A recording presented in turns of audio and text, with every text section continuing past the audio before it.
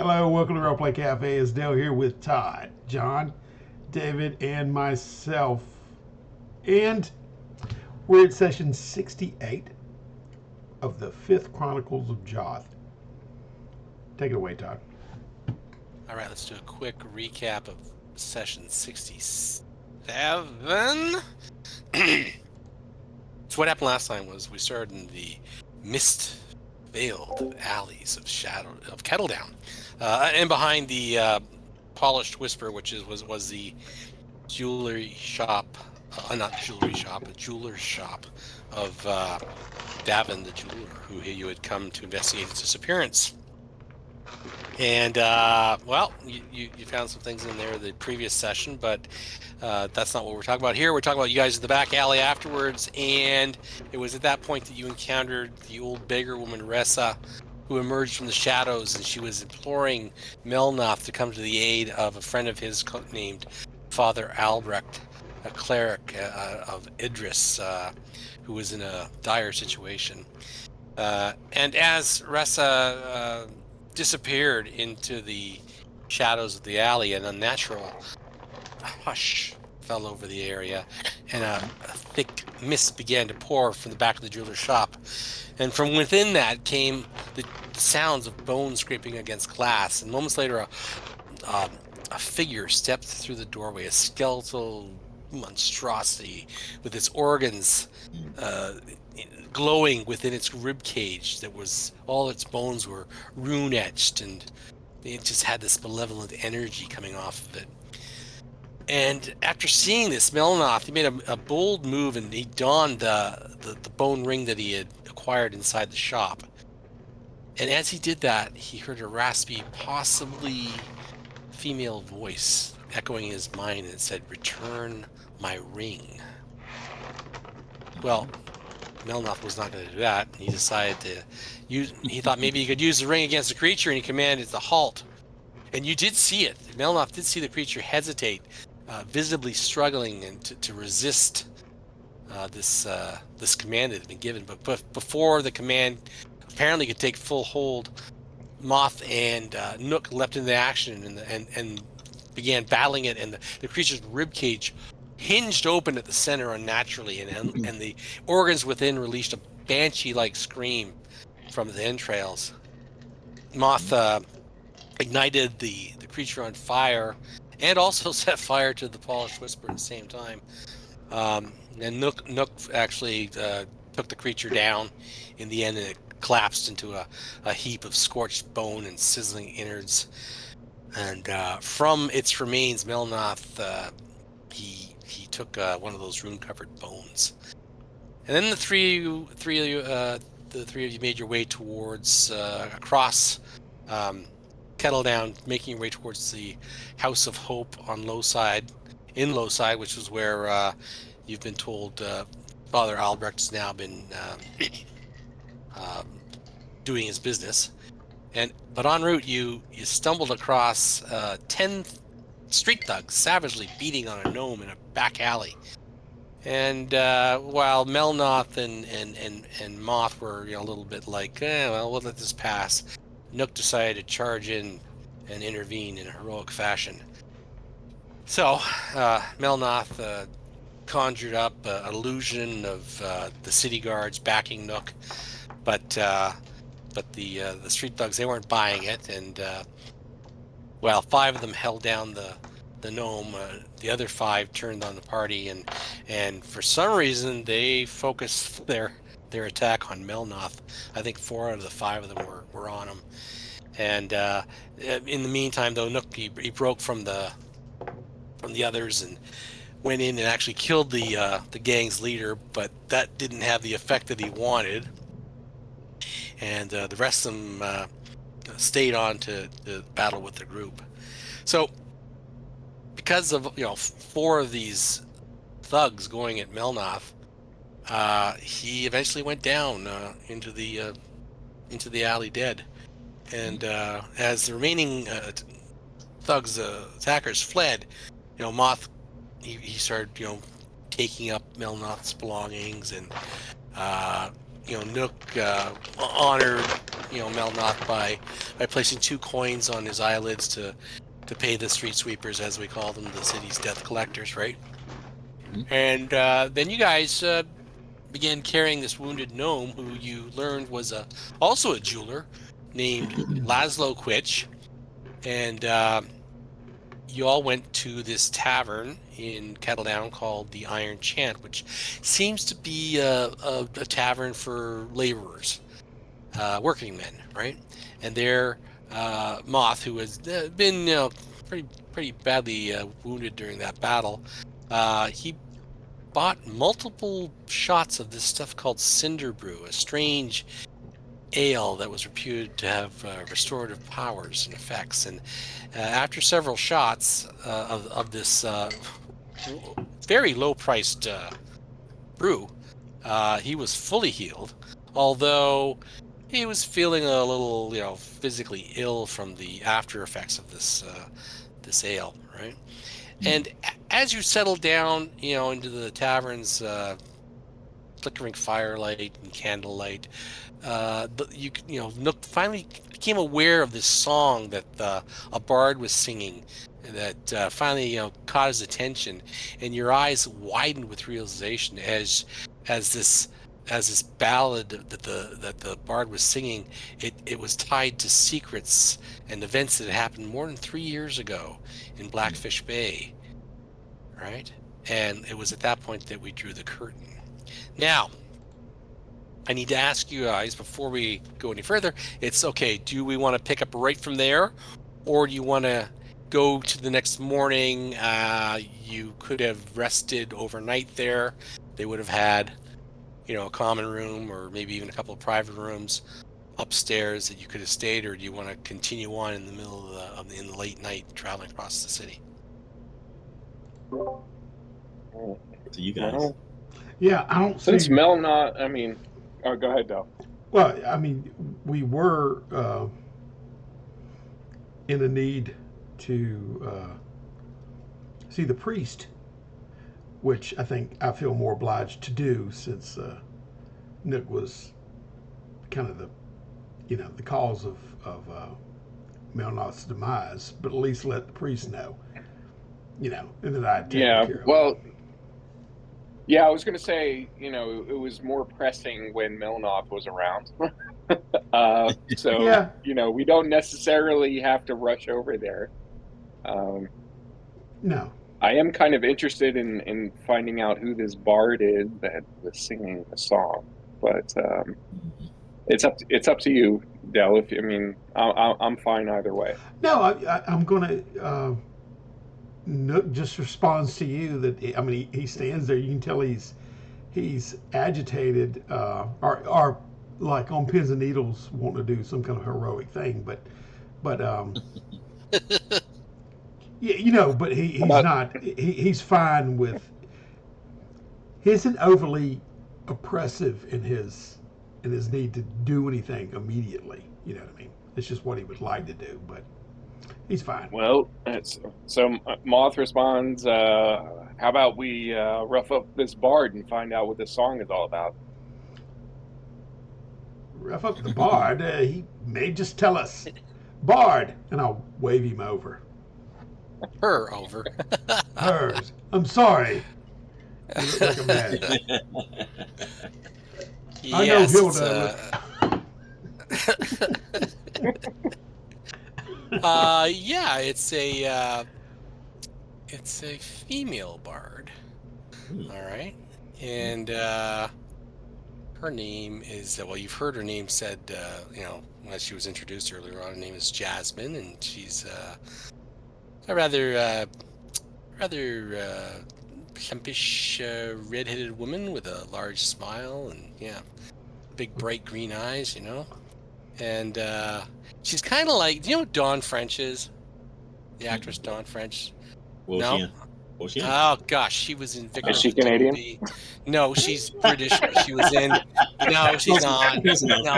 No, she's British. Actually, I think she did the voice of the hippo goddess in Moon Knight. Oh my gosh. Okay. No. All right. No. Anyway, so she's really.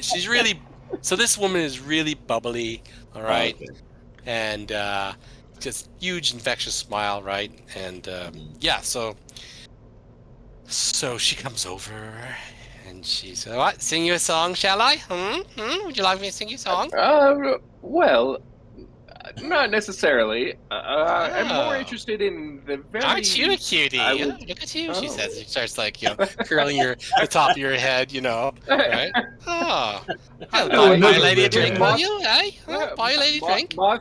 Moth kind of pulls back and try to get his hair out of her grasp. I'm more. I find the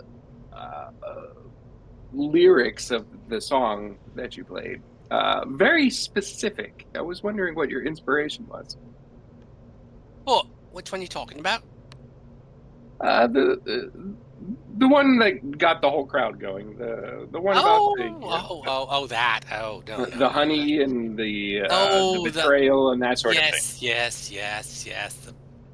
The honey. What was the mead maker's lament? I think I was told it Yes. was called. Why, yes. Oh, yes. Well, I was asked to play that by another fellow bard. He gave it to me for free and said, take it around town, play it where you will, And I believe Can it's I? actually catching on really quite well, Yeah, I quite well. don't It believe appears to you. be. I don't believe you. It's plain to see that you're kin with Hilda. What? Who? What? With No. Hilda. Hilda who? Hilda? At the tavern. Are you talking about The Hilda over sword at the sword and liar. liar? Yes, I'm don't be a I- liar. You know you are. Nook, Nook. Not all redheads are related.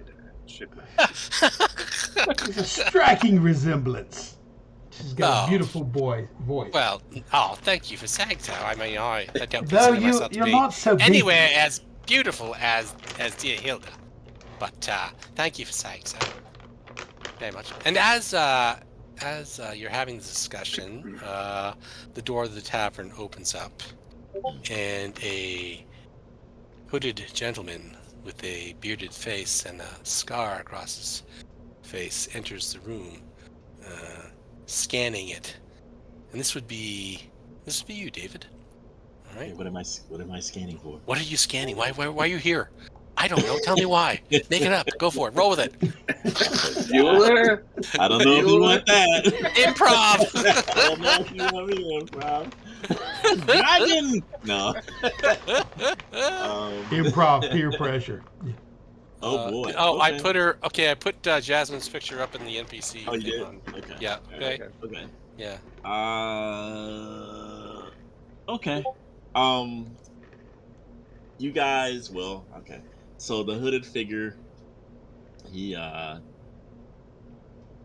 unveils his head, and you guys see kind of like a middle-aged man with a scar under one eye, kind of a salt and pepper beard. And I think I can't remember how the picture exactly looks, but he may have like gray eyes, But he has a demeanor of just like the weight of the world is kind of on his shoulders, It's here on the landing page. Your picture. Oh, okay. Thank you. Yeah. Just remind yourself. Oh, that's what I look like. Okay. And oh yeah, that's right. I forget we can you're letting us jump around. Okay. Jump. Jump Well, around. Where's what? I don't have the landing page. I just You have have- City of Joth. Well, you have the profile. You have your. He's in your profile. Hit that. Wait a minute. Wait. Yeah. Sheet. Hit that black square on the map. Black. Hit the black. Oh, really? Oh, okay. Yeah, there hit we that. go. Yeah. Okay. Yeah. Sorry, I used to I have didn't know back that. button on that, but text Oh, disappeared. Okay. Okay. Yes. All right. Okay, so cool. yeah, you can go back to there. You can go back to the landing page. All right. So yeah, so this guy just looks like he's got the weight of the world on his shoulders, and he kind of looks around. Looks like he maybe needs a good sleep or hasn't seen sleep for a while, And as his eye catches the table with Moth, Nook, and Jasmine there, he'll begin to make his way over. He's wearing like a modest, I guess, cloak, but as he moves towards the table, excuse me, if you guys are so inclined, you can kind of see that he's got priestly vestments underneath the robe, Oh, the cloak. here's Mhm.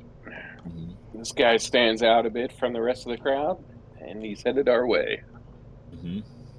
Yeah, no drink in his hand. He's walking with purpose now.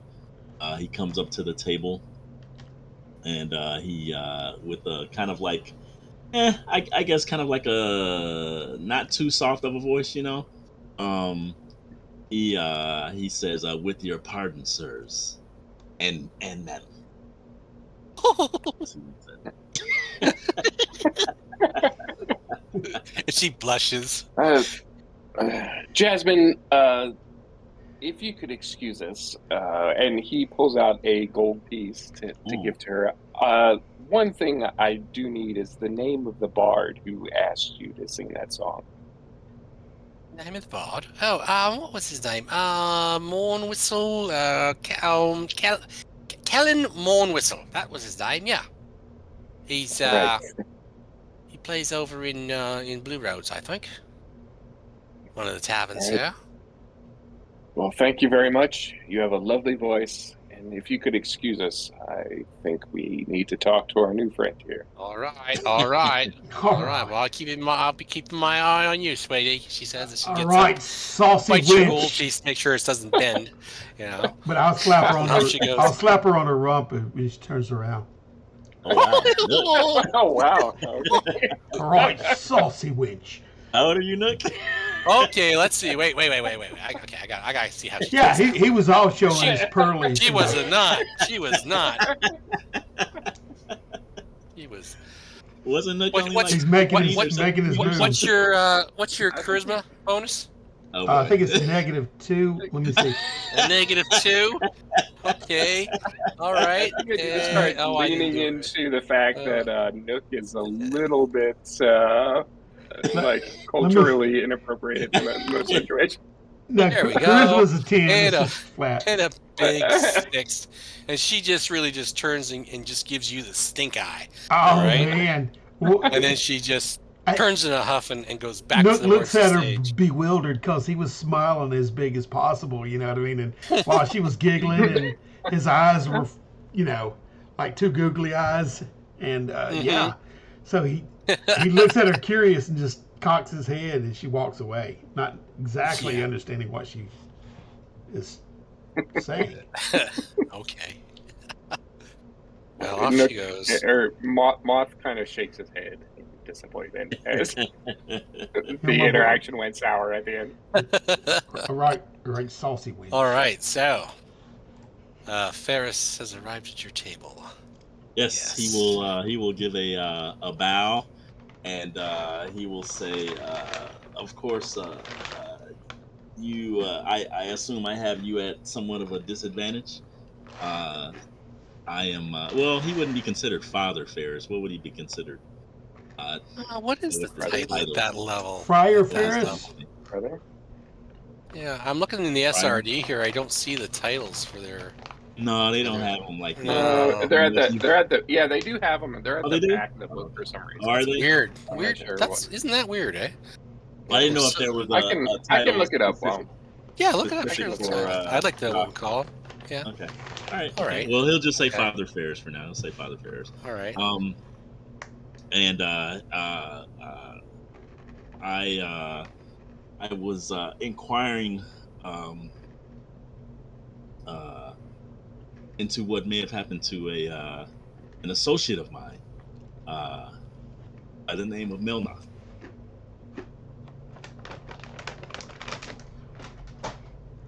I've got some bad Unfortunate. news for you. What was that? What was those I've grumbles? What was that? I've got some bad news for you, Father. Oh, okay. He kind of leans forward. And you are, sir? I'm Nook. And I'll straighten up, and beat my chest a little bit, just with my hand, pointing myself out. He says, please, young Nook, tell me, where Well, can I find Milnoth? Melnoth, I'm sure the city sweepers have I've thrown him in the carriage by now, and I left him good coin to pay for his burial, but he fell in a right worthy cause, I tell you, because he was trying to help me come to my aid as we were rescuing this here fella. And I'm looking around for the little jeweler right over. Okay, Ferris is following your, as you're looking, he's looking around. Right, See who right you're over, talking about. over there. That's why we brought him here to get him healed up, as well as my comrade here, Moth. Yes. Unfortunately, there were some ruffians causing a problem, and Yeah. Melnoth assisted, and unfortunately died in the process of saving this little one. Yeah, he took the brunt of it. They didn't lay a glove on me, but tis as expected. Melnoth took the brunt. I maybe they have something against scrawny men. I'm not sure why. Wizards. why they picked on him specifically, but methinks that they don't like wizards. They have it against wizards. Truth be Ferris told. He strokes his beard and says, "Well, he had no next of kin, so I guess it's for the best then."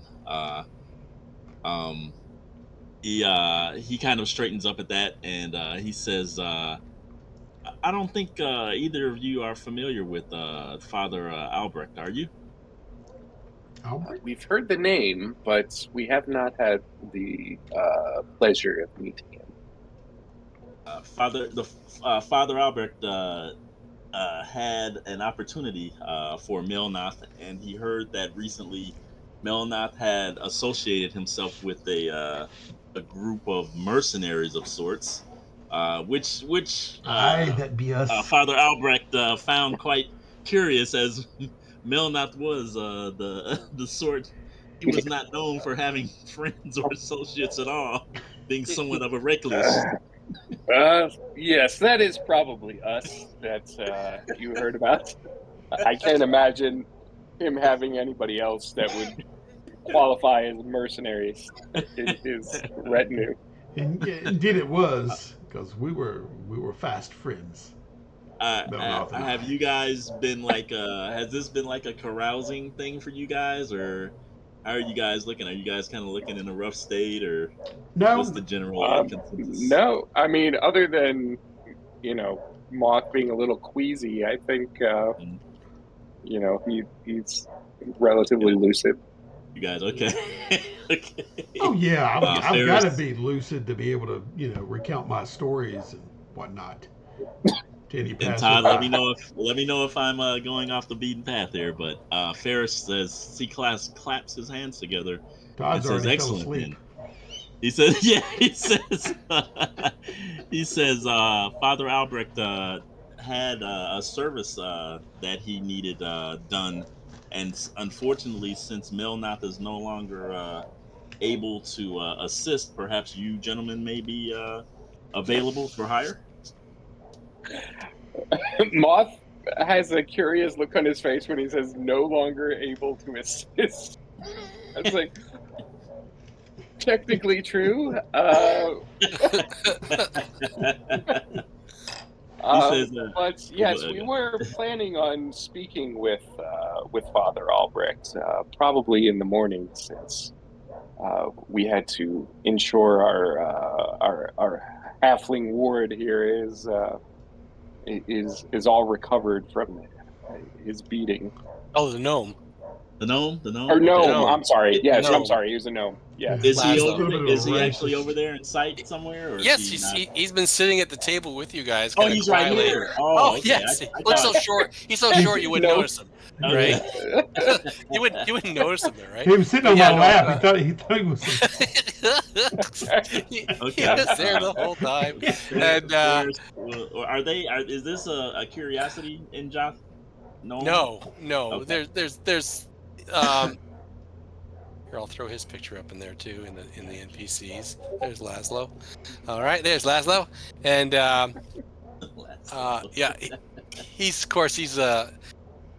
yeah, he's a little rougher looking, after his evening, right? But he's well into his cups by this point, feeling pretty good. And yes, he's like raising a toast to you. He's like, I gotta tell you, if you need me any appraisal services for any gems you guys find in the future, you just come to me, okay?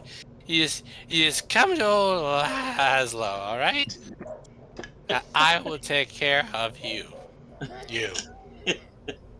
And you're As we appraising took me. care of you, Laszlo. Yes. I may have a ring I want you to take a look at when we have some time. Yeah, yes. Oh, quite fine. Yes. And had you guys been discussing anything about Darwin in front of him? No. I can't remember. I'm sorry. Had Who's you? Darwin? Darwin Darwin's the jeweler. The jeweler. The other yes, jeweler. sorry. Oh, Yeah. earlier when I said we I don't found think we have. him, No. Okay. Oh, you All right. you thought Laszlo was him? yeah, that's what I announced on the street. I said, look, we found him. No, I know you did. I thought you were just being Nook. Oh, I was. Oh, okay. Well, there you go. Yeah, you just there's a jeweler, right? Yes.